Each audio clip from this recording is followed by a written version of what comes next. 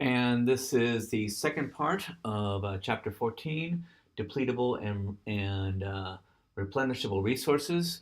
And I think I'm just going to do two slides here, so this will end the oil section of this chapter. And this slide is called Transitions to Substitute Resources. And the idea is, as gasoline prices rise, the stage will be set for substitute resources. Let's say substitute resources to drive a car, because obviously we all need obviously to drive a car. Some of us try to do not do as many cars as possible, driving as possible. Yours truly, I ride a bike all over the place. But even I drive a car, and so right now, it's not the driving the car that causes the pollution, although it causes traffic and congestion. But the driving a car with gasoline prices definitely has the negative externality of air pollution. Now, the theory goes that as gasoline prices rise, the stage will be set for substitute resources. So driving is still there, but substitute resources to put into one's, let's say, automobile to get us from A to B. So these substitute resources could be ethanol and hydrogen, for example. But the exhaustion of depletable resources accelerates with the promise of affordable substitutes. Folks use more gasoline today given the promise of alternatives tomorrow. The idea here is, if alternatives are available in the next period or tomorrow in the future, one will tend to use more gasoline today, given that substitute resources will be available tomorrow. You will use up what you can today.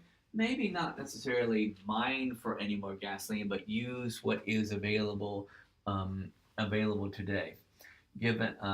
Because it may have some value to you today, or you may have invested in a vehicle that uses gasoline, so you want to use that up, and then you will use a vehicle that uses a substitute resources.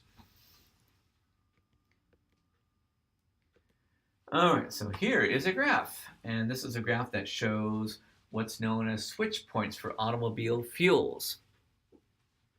And when your author says switch points, the idea here is, as the price per mile gets to a certain point, the consumer will naturally switch to another fuel to use in one's car. So it's all very much dependent upon the price, or on the vertical axis we say the price per mile, and this is of course over time.